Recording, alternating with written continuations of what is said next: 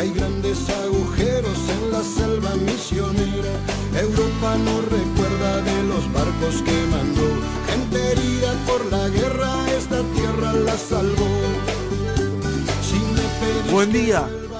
Han pasado 3 minutos desde las 11 de la mañana en este sábado 25 de agosto de 2018. Comenzamos entonces el programa número 390 del Defensor del Pueblo de Morón. Aquí, desde los estudios de FM en Tránsito en Castelar, municipio de Morón, provincia de Buenos Aires. Junto a Valeria Fernández, un servidor, Enrique Poyat, con Camila Luciano, que hace posible nuestra comunicación con ustedes, porque acá desde los estudios, desde los controles técnicos, comunicación que se establece porque ustedes han sintonizado sus receptores en el 93.9 de la frecuencia modulada, o se han conectado a través de internet desde cualquier lugar del planeta. www.comunicacionsocial.org.ar o www.fmentransito.org.ar. Cualquiera haya sido el modo en que hayan establecido esta comunicación, nosotros estamos muy reconocidos de que lo hayan hecho y esperamos acompañarlos, como habitualmente lo hacemos todos los sábados, desde las 11 de la mañana y hasta el mediodía, aquí, desde los estudios de FM en Tránsito, en el programa del Defensor del Pueblo. Programa que, como habitualmente, lo iniciamos con la palabra del Defensor del Pueblo, de Abraham Leonardo Gac. Buen día, Enrique. Buen día, vecinos, vecinas. Un sábado más y una semana de numerosas novedades que se hace, como siempre, difícil elegir cuál es más importante, pero voy a tratar de hacer un pequeño y rápido resumen, por lo menos de lo que a mí me ha impactado esta semana. Desde luego que un dato importante es esta, invasión, yo lo llamaría invasión al domicilio de la expresidenta, con una fuerza policial extraordinaria en número, con perros, etcétera, un largo allanamiento de por encima de 10 horas a un lugar que ya había sido inspeccionado en otras 2 oportunidades. Y realmente me parece que yo lo consideraría como una intencionalidad más bien de show que de búsqueda de justicia. Ese es un aspecto. El otro aspecto que quería mencionar, que me ha llamado la atención, es que es natural, toda autoridad, todo gobierno, trata de presentar de las mejores formas sus logros, y muchas veces cuando las cosas no funcionan bien, las noticias espantosas se modifican y se presentan de otra manera. Esta semana el señor presidente ha expresado que ya, el dado a conocimiento de unos cuadernos, es decir, mejor dicho, unas fotocopias de cuadernos que judicialmente no tendrían valor, pero de todos modos es importante señalarlo, era causante o tenía una responsabilidad sobre la evolución de la economía en forma tan negativa.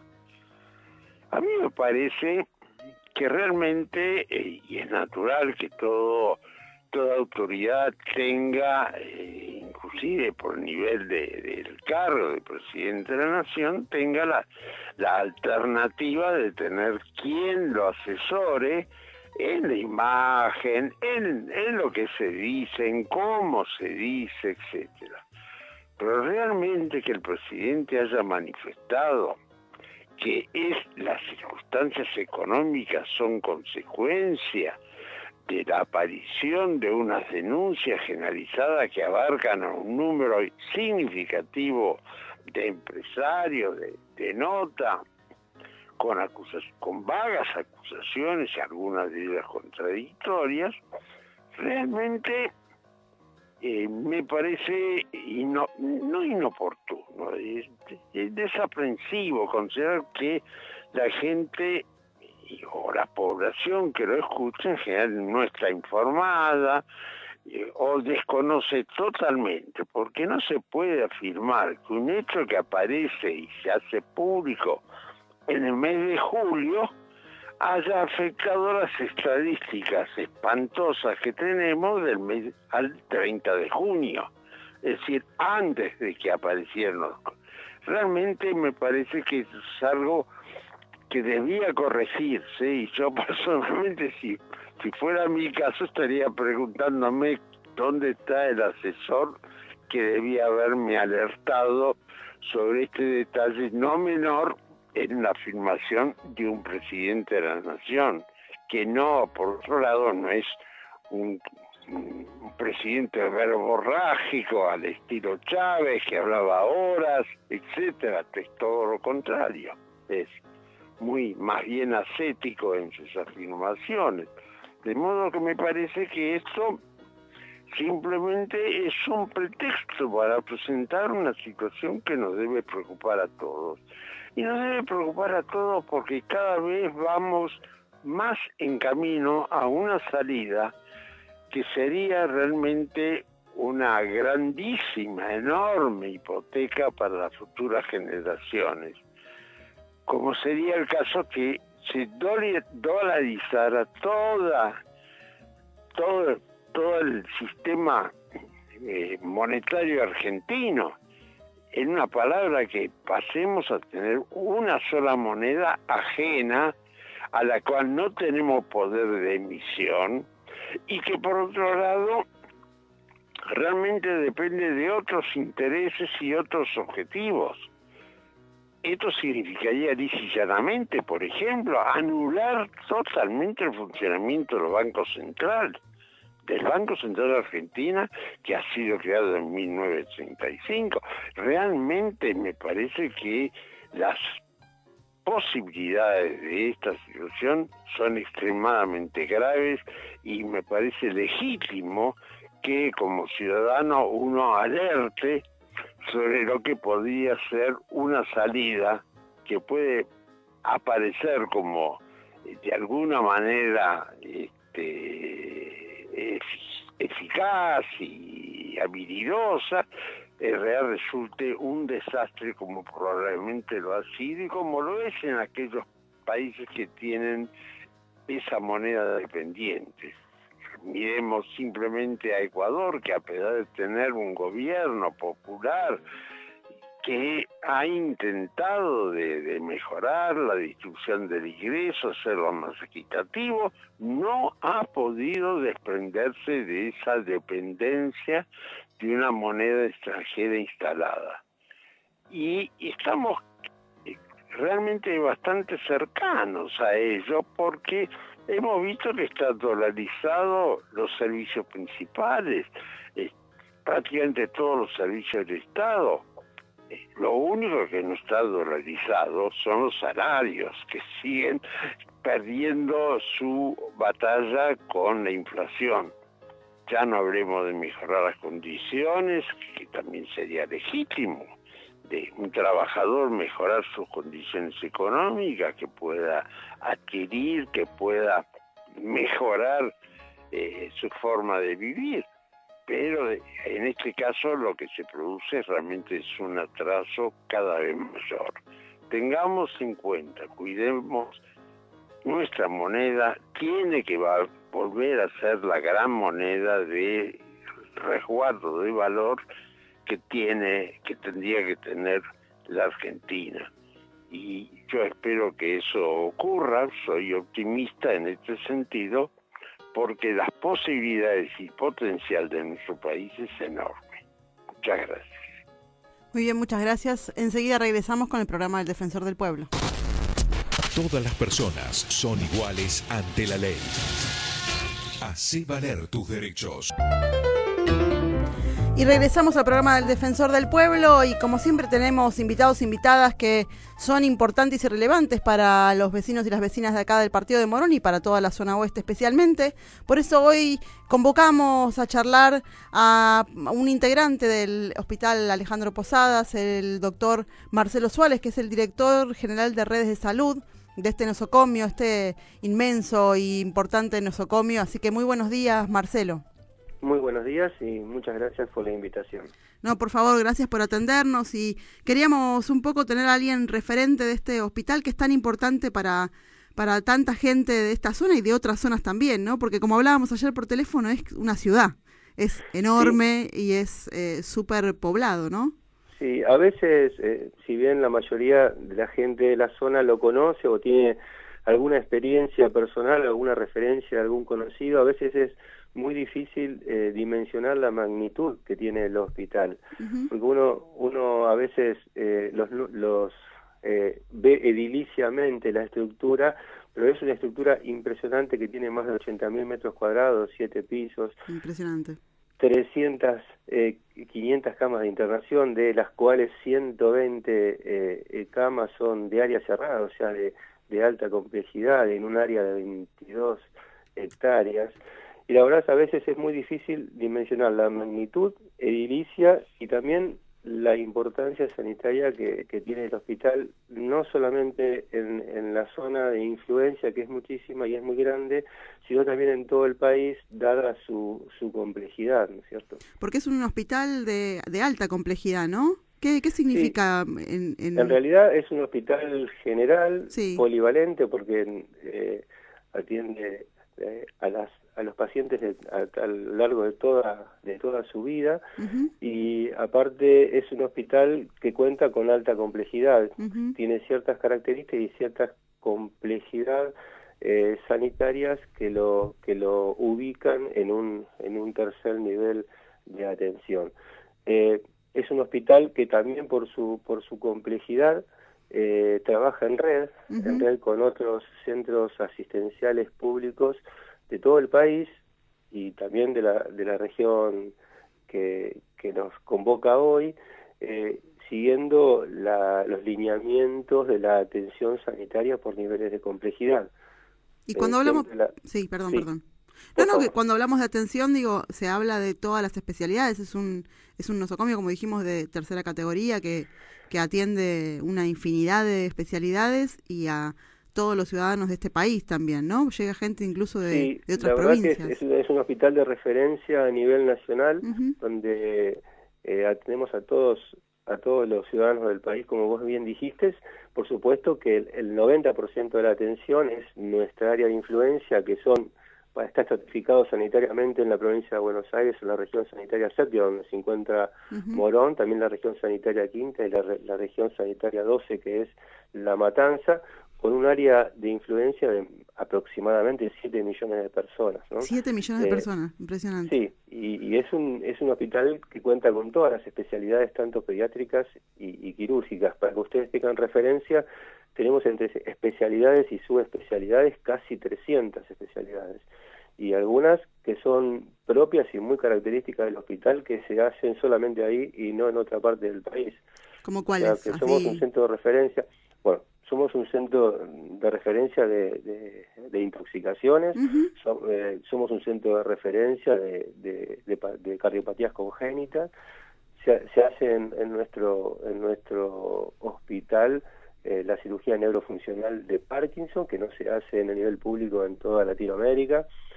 Somos un centro de referencia también de oncohematología pediátrica, de alto riesgo obstétrico. Tenemos muchas especialidades y aparte con mucha complejidad, y aparte brindamos algo que también es muy particular en nuestro hospital, que son guardias de 24 horas, no solamente las guardias generales de adulto y pediátricas, sino guardias específicas como endoscopía, como fibroscopía, pacientes sobre todo pequeños que tienen alguna dificultad y alguna obstrucción del tracto respiratorio. En nuestro hospital es un centro que se hace la fibroscopía, neurología, de traumatología, por supuesto de psiquiatría. O sea, es un centro de referencia importante, de ahí la importancia sanitaria que tiene el hospital, no solamente en la región, sino en todo el país. Sí, porque aparte los que vivimos en esta región sanitaria 7, todos hemos tenido algún paso por este hospital, porque la verdad que ha sido un centro de referencia hace muchos, muchos años y ha crecido y se ha especializado y también se ha convertido en un hospital escuela, ¿no? Es un hospital donde está atravesado también por lo educativo. Sí, el hospital no solamente tiene su particularidad asistencial, sino también de formación y de capacitación. En nuestro hospital hay muchísimas formaciones de residentes, no solamente médicos, sino también estoy cuenta de la escuela de enfermería. Para que ustedes tengan una referencia, hoy en el hospital hay 400 residentes que están formándose en distintas especialidades médicas y casi 200 becarios de otros países que también vienen a formarse en la especialidad, en cada especialidad en nuestro hospital. O sea, somos también una fuente de formación profesional muy importante. Sí, eso también, incluso si uno ingresa a la página del Hospital Posadas, por ejemplo, la del Facebook, hay muchísima información también de este servicio de educativo, también para pacientes, para familiares de pacientes, de la ciencia y la tecnología que todo el tiempo están implementando en el hospital. Sí, nosotros tenemos también en el servicio al paciente, tenemos una particularidad que es contar con una oficina del paciente que se creó hace unos años y la verdad que le da una contención al paciente que ingresa, sobre todo por primera vez, a un centro asistencial de tan magnitud, a veces no solamente en la orientación, sino en el acompañamiento y ser un verdadero nexo entre el paciente y el equipo de salud. Y esa oficina del paciente también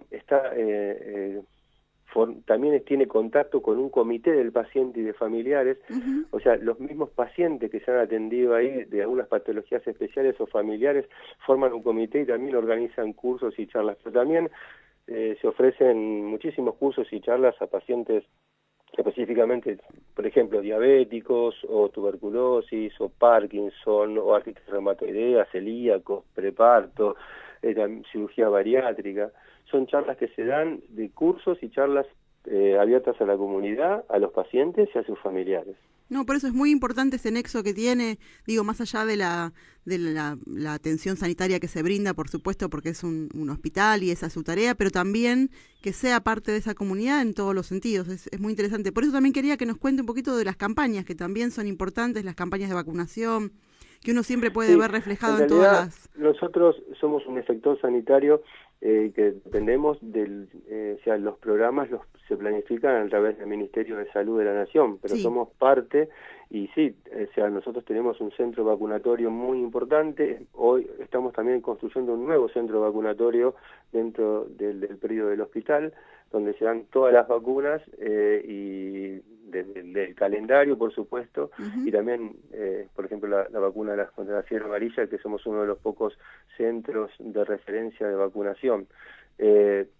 Por supuesto, también somos parte de todos los programas sanitarios, materno-infantil, procreación responsable, todos los programas nacionales de salud, somos parte y, por supuesto, partícipes también.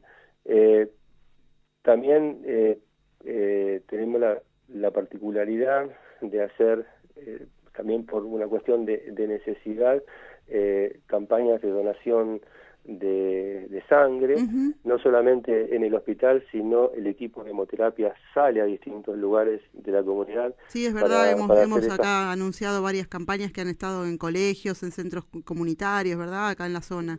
Exactamente. Y también tenemos una campaña de donación, somos parte de ese como centro de donación de órganos, hacemos campañas también de centro de donación de órganos y tejidos. Un tema muy importante que a lo mejor la población es importante que se interiorice y que vea la necesidad de mucha gente que está esperando un órgano para vivir o para mejorar su calidad de vida, o un tejido. Lo más común es el trasplante de córnea, que le podría mejorar la calidad de vida a muchísima gente que está a la espera de eso.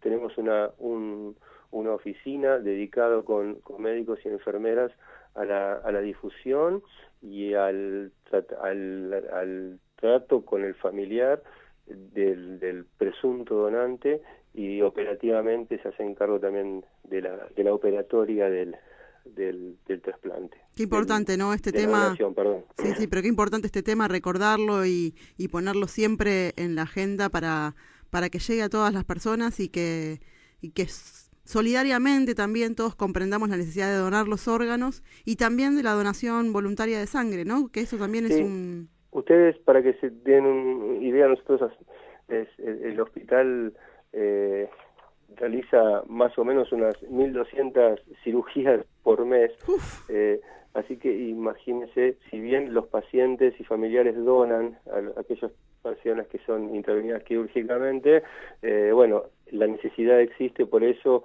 es un problema sanitario no solamente en nuestro hospital, sino en todo el sistema de salud, y por eso también pedimos a la gente que done sangre. Así que bueno, aprovechamos para eso, para combinar a todo el mundo a que vaya a donar sangre, y también médula, ¿no? Que solamente es sí, también somos centro de inscripción, de registro de médula, también para poder donar médula. Porque esto salva vidas y como decías, 1.200 operaciones, seguramente los bancos de sangre deben estar siempre necesitados, así que exactamente. Aprovechamos también. Y bueno, y vamos a un tema que siempre es escabroso con el hospital en general, que tiene que ver con los horarios, con los pedidos de turno. ¿Cómo es este proceso para que En realidad tenemos dos sistemas, el turno presencial, y se implementó hace un año los turnos telefónicos. Los turnos telefónicos, hay un call center que, si quiere, para la gente lo pueda registrar. Por favor, sí.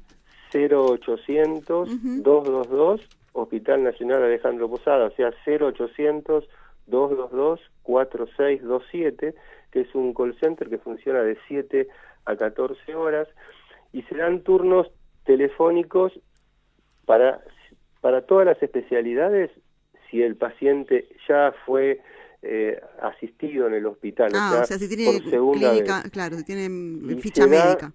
Exactamente, y se da por primera vez para algunas especialidades, que son las más comunes y las más frecuentes, como clínica médica, pediatría, ginecología, obstetricia, dermatología, oftalmología, otorrino y traumatología. Son las especialidades básicas, las más frecuentes. Esas se dan turnos también por primera vez. Por supuesto que la demanda sanitaria es tan grande, y la oferta es limitada, si bien tenemos muchísimos profesionales y hemos incrementado muchísimo en estos últimos años la cantidad de consultas ambulatorias por especialidades.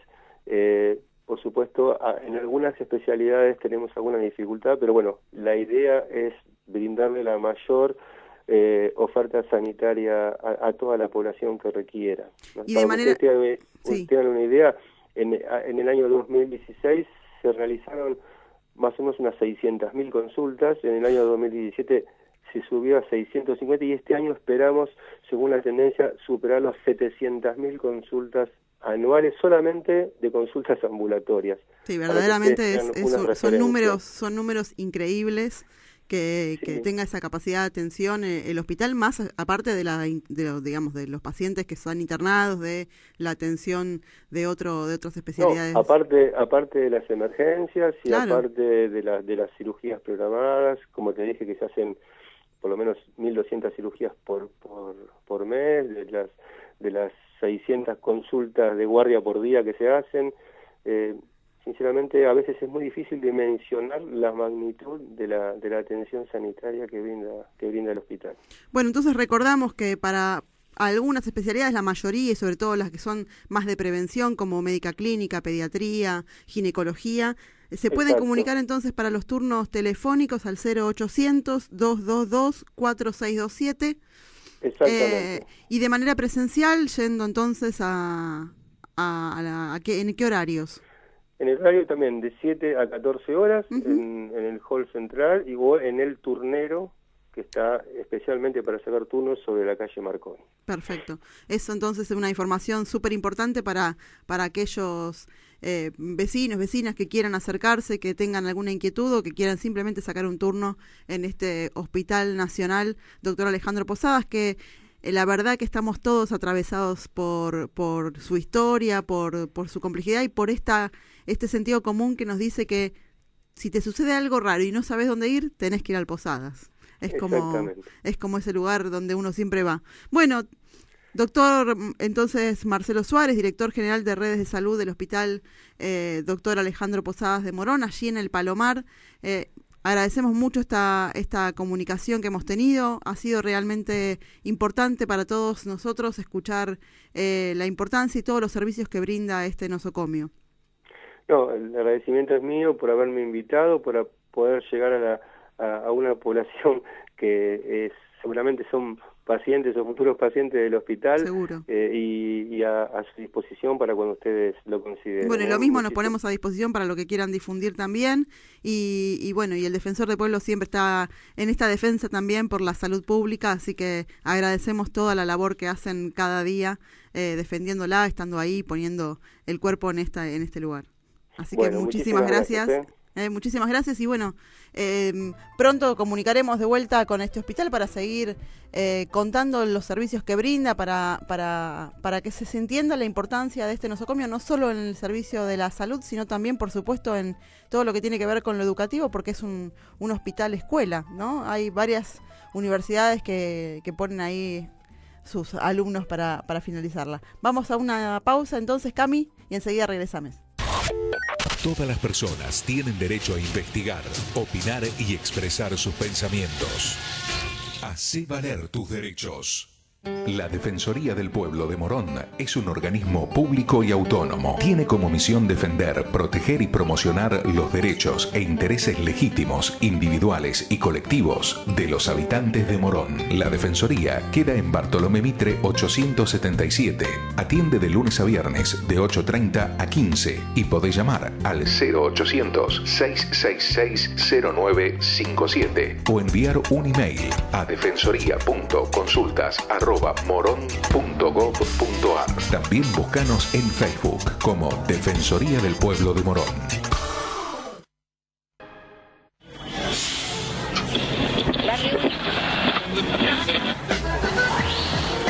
Al colectivo lo hace la memoria. Estamos aquí para decir, aquí sí hubo genocidio.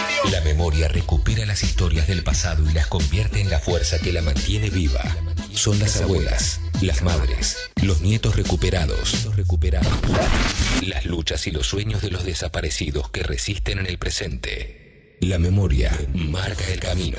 Claro que sí, sí hubo genocidio, lo sabe este cuerpo porque en él no hay olvido. Intentas borrar la historia, yo escribo la memoria. Escucha esta canción, es sentencia condenatoria. Radio en Tránsito 93.9. 31 años en el mismo bondi. Todos tenemos derecho a peticionar ante las autoridades. Hacé valer tus derechos.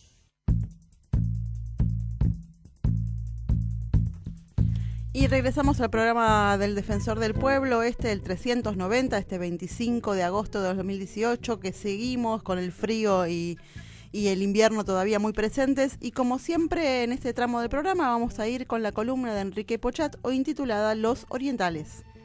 El 25 de agosto de 1825, la provincia oriental del Uruguay se independizó del Imperio del Brasil y se integró nuevamente a las Provincias Unidas del Sur, o Confederación Argentina.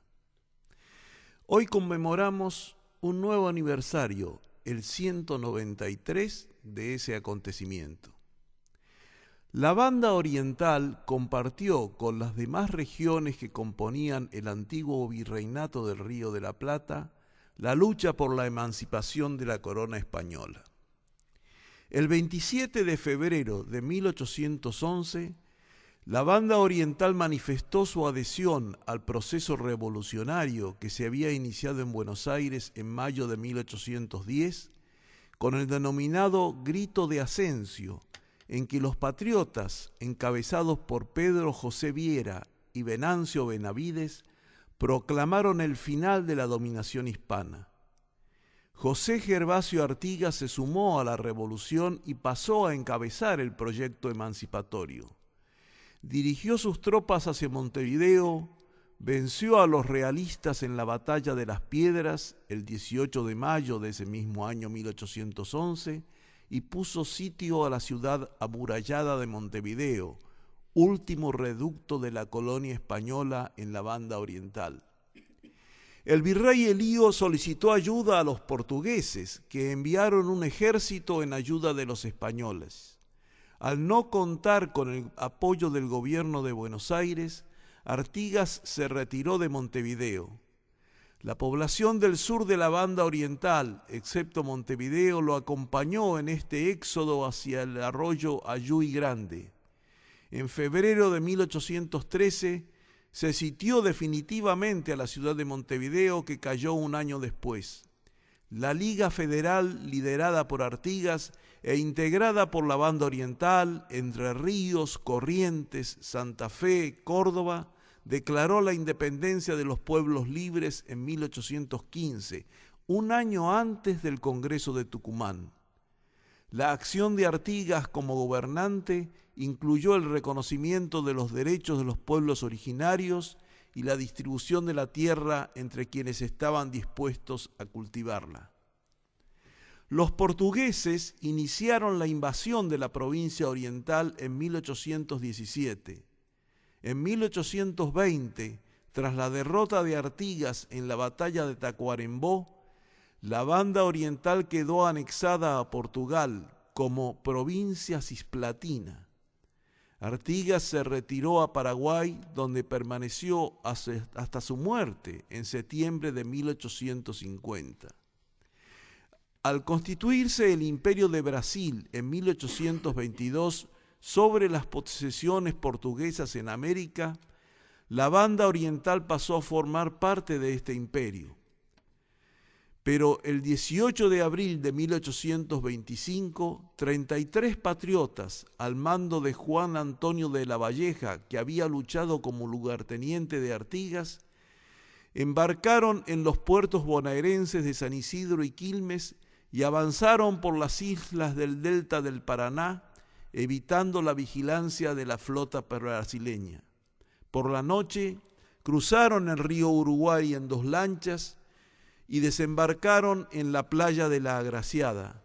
Allí desplegaron la bandera de 3 franjas horizontales, roja, azul y blanca, colores tradicionalmente usados desde los tiempos de Artigas en los pueblos libres. Consiguieron atraer a los campesinos a la causa contra la dominación brasileña y con esta ayuda sitiaron Montevideo en el mes de mayo. El Congreso reunido en Piedra Alta de Florida reconoció la jefatura militar de La Valleja y lo puso al frente de un gobierno provisional.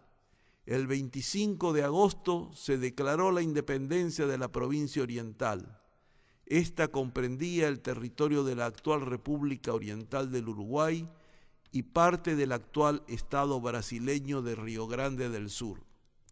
La Confederación Argentina reconoció la anexión el 24 de octubre de 1825 y como consecuencia Brasil le declaró la guerra en diciembre de ese mismo año. Pese a que al comienzo las fuerzas imperiales eran mayores a las rioplatenses, las Provincias Unidas lograron derrotar a Brasil luego de una lucha de 3 años por tierra y mar. La batalla decisiva fue la de Ituzaingó.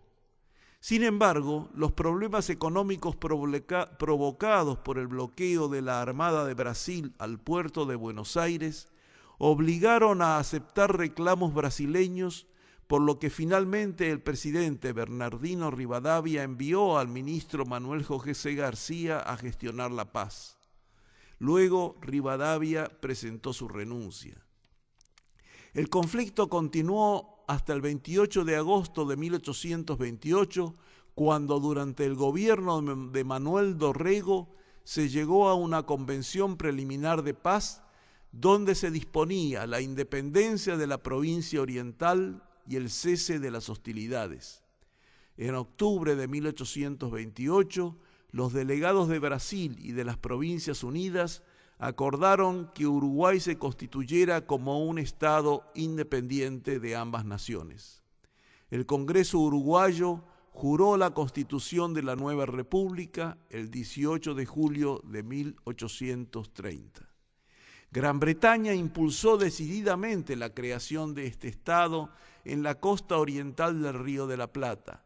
Le interesaba la existencia de este llamado Estado tapón para evitar la preeminencia predecisiva de una nación sobre la entrada al río que conectaba con las provincias del litoral y el Paraguay independiente.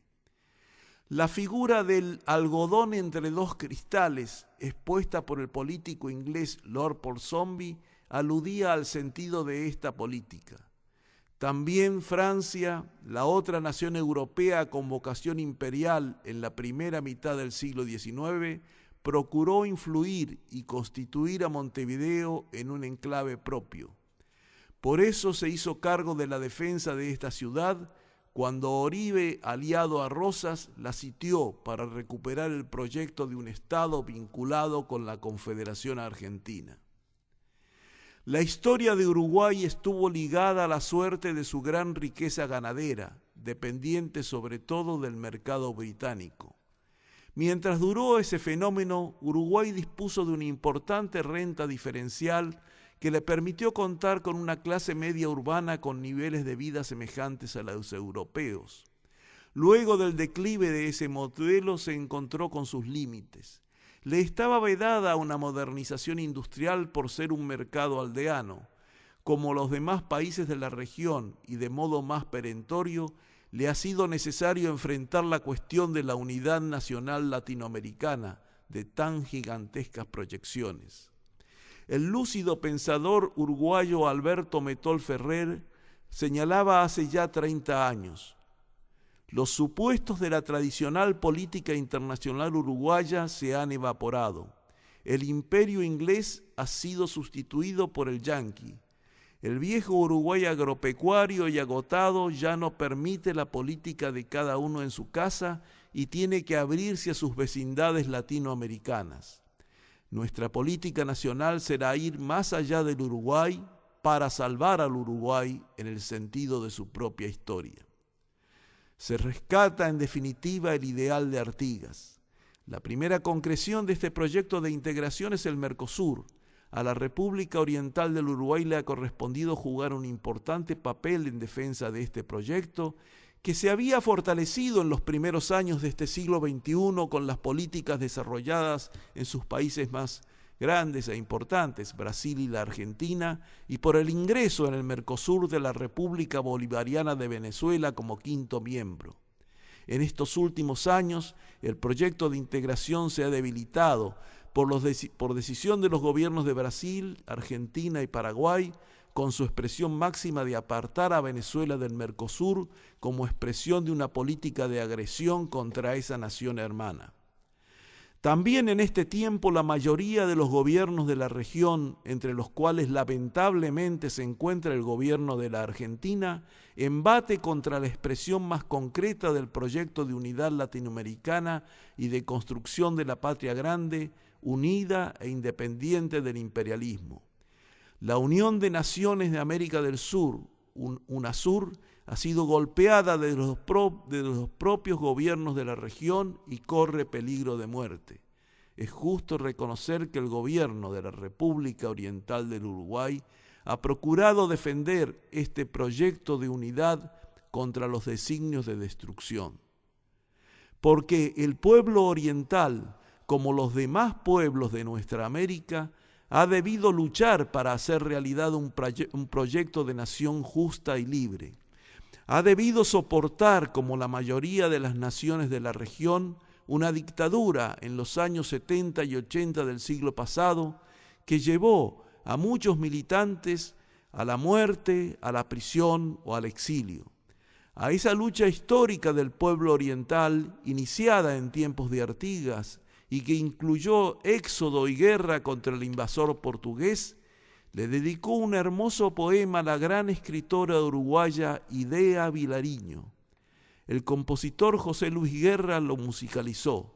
La canción Los Orientales fue convertida en un himno del pueblo para celebrar la recuperación de la República luego de la larga noche de la dictadura. Como un homenaje a nuestros hermanos orientales, la escuchamos interpretada por los olimareños y coreada por el pueblo, que acudió a abrazar a sus músicos cuando volvieron a encontrarse en la tierra uruguaya. En cada esquina esperan los orientales,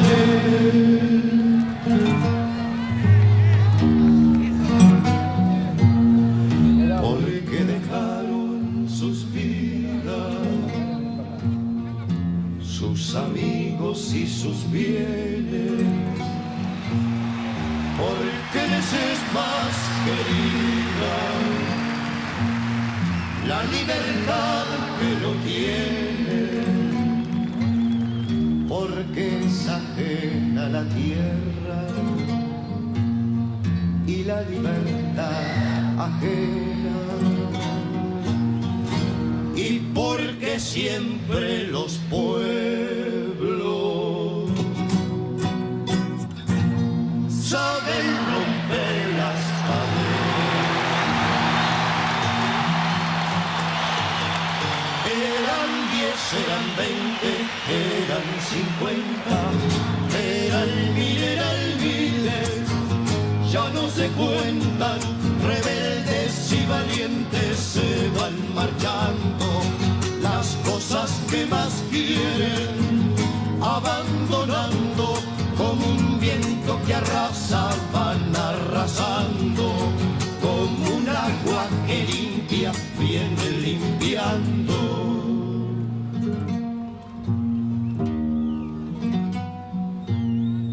Porque dejaron sus vidas,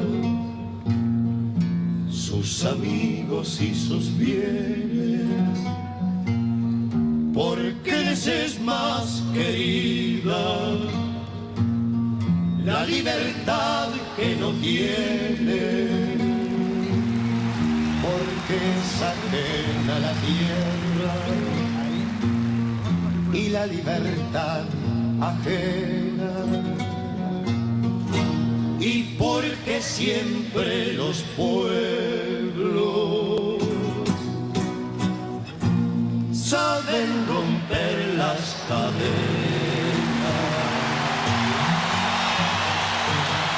De todas partes vienen sangre y coraje para salvar su suelo. Los orientales salen de las colinas con lanza y sable, entre la hierba frotan. Los orientales salen de los poblados del monte, salen, en cada esquina esperan los orientales.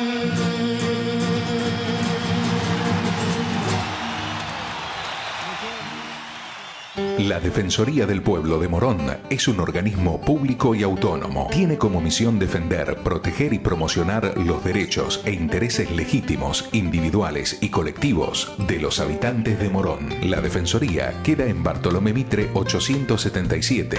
Atiende de lunes a viernes de 8:30 a 15 y podés llamar al 0800-666-0957 o enviar un email a defensoría.consultas@moron.gov.ar. También seguinos en Twitter @defensoríamorón. Planeta Oeste. Planeta Oeste presenta shows de teatro, música y festivales. Felices de estar acá. Conoce la propuesta cultural en las redes sociales. Facebook, Planeta Oeste Producciones. Instagram y Twitter, Planeta Oeste. La cultura del planeta en el oeste. En Tránsito, un colectivo de comunicación. Todos tenemos derecho a un ambiente sano. Hacé valer tus derechos. Y regresamos al programa del Defensor del Pueblo este sábado 25 del 2018, 11:53 de la mañana, y contarles algunas actividades que va a haber para este fin de semana. Por ejemplo, mañana Agora Lodus, esta organización social que trabaja hace tantísimos años con pibes y pibas del territorio, festeja el Día de la Niñez. Estarán allí en la segunda Rivadavia, al 14.500 y Las Casas, en Aedo, con muchísimas actividades lúdicas, pero sobre todo juntando también dentro de ese marco donaciones para llevar a la Escuela 49 de Moreno, esta que tuvo lamentable tragedia hace unos días. Así que piden útiles escolares que sean nuevos o en muy buen estado y alimentos no perecederos. Pero también habrá una pequeña contribución, un bono a la gorra para la misma causa, para que los pibes y pibas de Moreno puedan sobrepasar esto que sucedió en la escuela. Además, por supuesto, estará Sacha Peppers, que es música en vivo para pibes y pibas, y una promotora lúdica comunitaria, Ingrid Carol, con un taller de cuentos a partir de las 14:30 horas hasta las 18 horas. Entonces, allí en Segunda Rivadavia, 14.500 y Las Casas, en Aedo, Agora Lodus festejará el Día de la Niñez.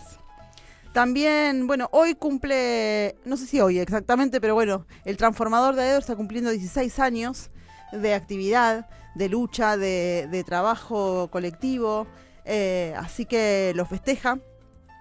No se suspende por lluvia, no se suspende absolutamente por nada, porque ya se suspendió la semana pasada, así que ese es el festival en la calle.